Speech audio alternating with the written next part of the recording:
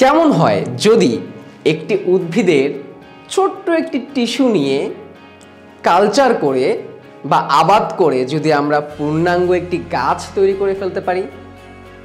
কেমন হয় যদি একটি প্রাণীর দেহ থেকে তার জিনকে বের করে আরেকটি প্রাণীর কোষে বা ডিএনএতে স্থাপন করি? এর ফলাফল কি দাঁড়াবে? এর ফলে কি অনেক নতুন কিছু তৈরি হবে? এর ফলে কি আমরা অসংখ্য চারা উৎপাদন করতে পারবো? কৃষিক্ষেত্রে, চিকিৎসা ক্ষেত্রে, মানব কল্যাণে এর ভূমিকা কি?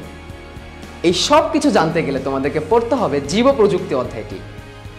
হ্যাঁ মাই ডিয়ার স্টুডেন্টস, আমি তোমাদের শুভ্র ভাইয়া চলে এসেছি 10 মিনিট স্কুলের পক্ষ থেকে যে সাজেশন সিরিজ তৈরি করা হচ্ছে বায়োলজি, সেই সাজেশন সিরিজের আরেকটি ভিডিও নিয়ে।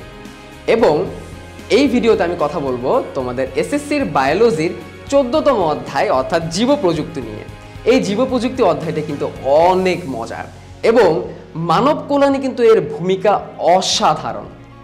এই জীব প্রযুক্তি অধ্যায়ে সাধারণত দুটি টপিক নিয়ে কথা বলা হয়, একটি হচ্ছে টিস্যু কালচার এবং অন্যটি হচ্ছে জেনেটিক ইঞ্জিনিয়ারিং।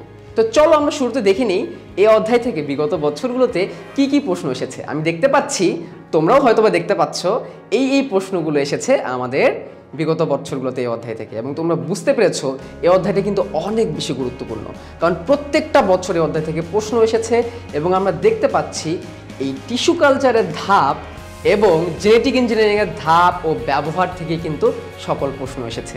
খুবই ছোট একটা অধ্যায়। চলো আমরা ধাপে ধাপে শুরু করি। আমরা জানি টিস্যু কালচার এমন একটা পদ্ধতি যার মাধ্যমে একটি উদ্ভিদের ছোট্ট একটি টিস্যু নিয়ে সেটাকে একটি আবাদ মাধ্যমে রাখা হয় এবং সেই আবাদ মাধ্যমে একটি গাছের বৃদ্ধির জন্য যা যা দরকার তা প্রয়োগ করা হয় এবং এভাবে ধাপে ধাপে ক্যালাস সৃষ্টির মাধ্যমে পূর্ণাঙ্গ একটি উদ্ভিদ তৈরি করা যায়। এবং আসলে একটি বললেও না, অনেকগুলো উদ্ভিদও কিন্তু এখান থেকে তৈরি করা সম্ভব হবে।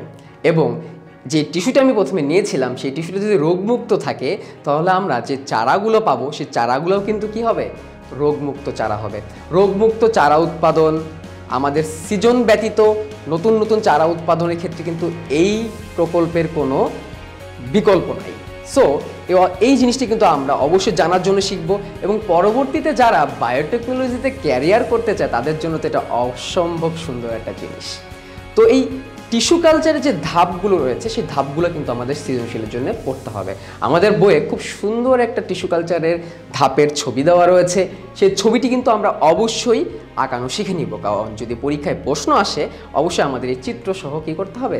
আনসার করতে হবে। এবং এই ধাপগুলোর মধ্যে একটি পার্ট রয়েছে যেখানে বলা হয়েছে জীবাণুমুক্ত আবাদ প্রতিষ্ঠা। এই জীবাণুমুক্ত আবাদ প্রতিষ্ঠা ধাপটি কিন্তু অনেক গুরুত্বপূর্ণ, কারণ এখানে একটি মেশিনের কথা বলা হয়, যে মেশিনের নাম হচ্ছে অটোক্লেভ মেশিন। যে মেশিন দিয়ে পুরো মিডিয়াটাকে বা মাধ্যমটাকে জীবাণুমুক্ত করা হয়। সো এই পয়েন্টটি আমরা ভালো করে শিখে নিব। এবং এরপরে রয়েছে এই টিস্যু কালচারের ব্যবহার বা গুরুত্ব। সৃজনশীলে কিন্তু এই ব্যবহার বা গুরুত্ব থেকে কিন্তু প্রশ্ন চলে আসে। তুমি যদি আইডেন্টিফাই করতে পারো যে তোমাকে টিস্যু কালচারের কথা বলা হয়েছে, এরপরে কিন্তু তুমি যদি গুরুত্বগুলো লিখে দিতে পারো তাহলে তুমি পুরো নাম্বার পেয়ে যাবে।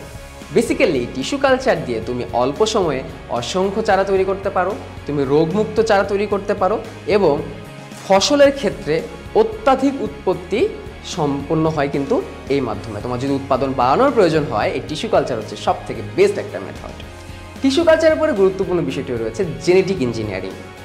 একটি জীবের ডিএনএ কেটে সেখান থেকে জিনটাকে বের করে আরেকটি জীবের ডিএনএতে বা জিনের মধ্যে স্থাপন করা হয়।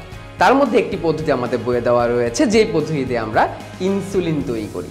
অর্থাৎ দুই ধরনের জিন মিশ্রিত হয়ে নতুন যে ডিএনএটা তৈরি করা হয় সেটাকে আমরা বলি রিকম্বিনেন্ট ডিএনএ, এবং এই কারণে কিন্তু এটাকে রিকম্বিনেন্ট ডিএনএ প্রযুক্তি বলা হয়।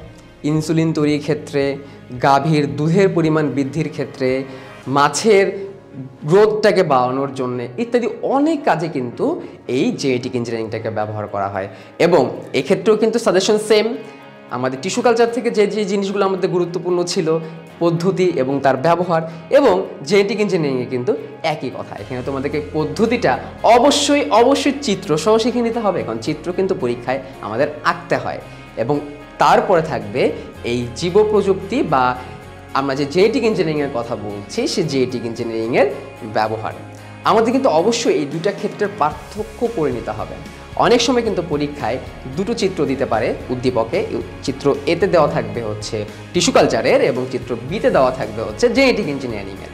আমাদের কিন্তু এই দুটো বিষয়ের মধ্যে সুন্দর করে পার্থক্য করাটা কিন্তু জানতে হবে। অনেক ক্ষেত্রে কিন্তু আমরা পার্থক্য করতে গেলে কনফিউজড হয়ে যাই কোনটা আমাদের টিস্যু কালচার এবং কোনটা আমাদের জেনেটিক ইঞ্জিনিয়ারিং।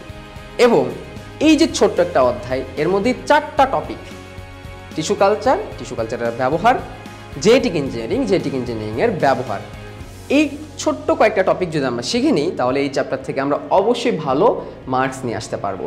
এবং তোমরা যারা পরবর্তীতে বিভিন্ন বিশ্ববিদ্যালয়ে এই বায়োটেকনোলজিকে তোমার ক্যারিয়ার হিসেবে নিতে চাও এবং সফলতার দিকে যেতে চাও, তাদের জন্য কিন্তু এই চ্যাপ্টারটা অনেক বড় একটা সুযোগ। তো তোমরা তোমাদের সেই সাফল্যের দিকে এগিয়ে যাও এবং তোমাদের সেই অসাধারণ সাফল্যগুলো দেখার জন্য কিন্তু আমরা অপেক্ষা করে আছি।